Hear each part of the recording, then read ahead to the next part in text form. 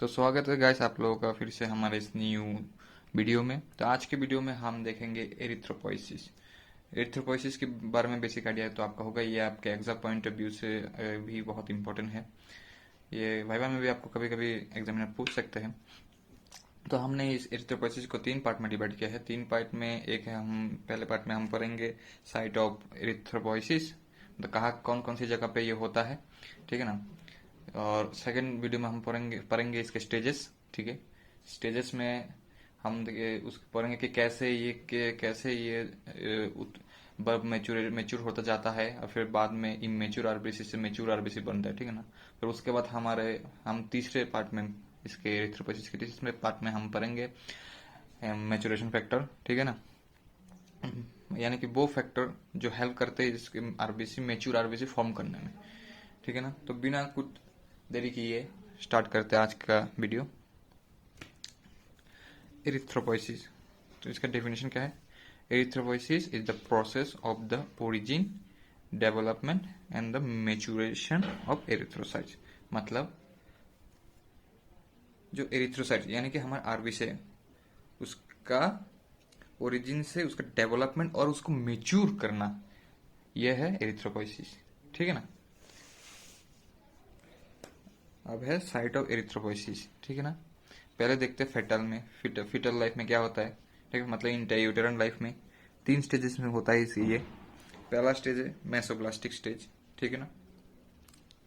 मेसोब्लास्टिक stage ये first 2 month of intrauterine life में देखा जाता है, ठीक है। और ये मेसोब्लास्टिक स्टेज में कहाँ से आरबीसी प्रोड्यूस होता है? मेसेनकाइन ऑफ योक सैक, ठीक है ना। योक सैक में मेसेनकाइन, योक सैक का मेसेनकाइन से होता है, ठीक। अब होता है हेपाटिक स्टेज, ठीक है। हेपाटिक स्टेज कब स्टार्ट होता है?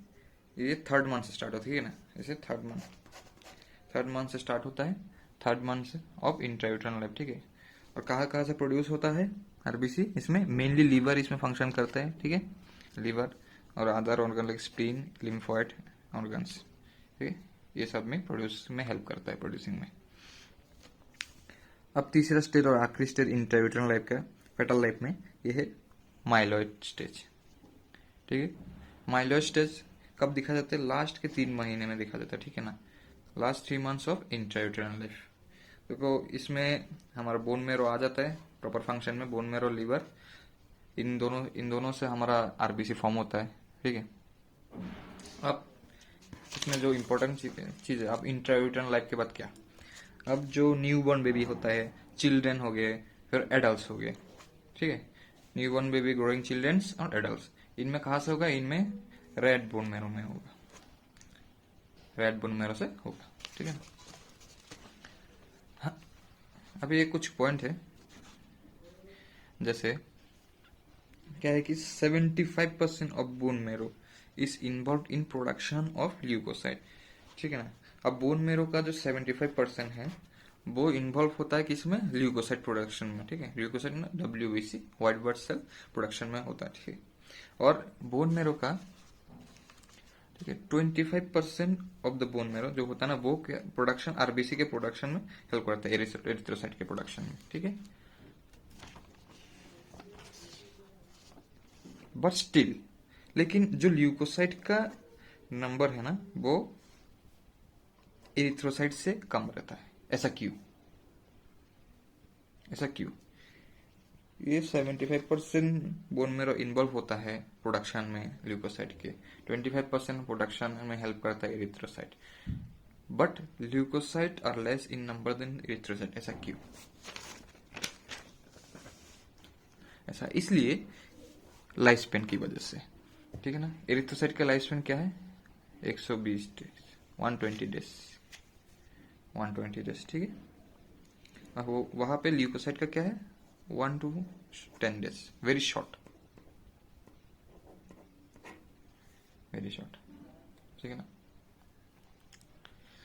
तो ये साइट्स है हमारे एरिथ्रोसाइट्स की, एरिथ्रोपोइसिस साइट्स है। कहाँ कहाँ पे इंट्रायूटेरन लाइफ में कहाँ, और फिर यूट्राइन लाइफ के बाद कहाँ से आरबीसी प्रोडक्शन होता है, कौन कौन सी जगह से प्रोडक्शन होता है, ठीक है ना। ठीक है, समझ गए। तो इसके मैं अपने हर वीडियो के बाद अपना नोट्स हम अपने इंस्टाग्राम चैनल पे अपलोड कर देते हैं। अगर आपको चाहिए होगा तो आप उधर जाके भी देख सकते हैं, ठीक है ना। तो दोस्तों, वीडियो अच्छी लगी हो तो वीडियो को एक लाइक जरूर कर देना, और अगर आपको इससे हेल्प मिली हो तो आप ये अपने बाकी दोस्तों को भी शेयर कीजिएगा ताकि उनको आसानी हो समझने में, ठीक है ना। और अगर आपको लगता है कि कुछ और टॉपिक में मुझे फोकस करना चाहिए तो आप कमेंट सेक्शन में भी डाल सकते हैं, तो मैं कोशिश करूंगा कि जितना हो सके उतना इजी से आपको एक्सप्लेन कर सकूं। थैंक यू दोस्तों, आज के लिए इतना ही। फिर नेक्स्ट पार्ट में हम मिलेंगे, प्रोसेस ऑफ एरिथ्रोपोइसिस, ठीक है ना।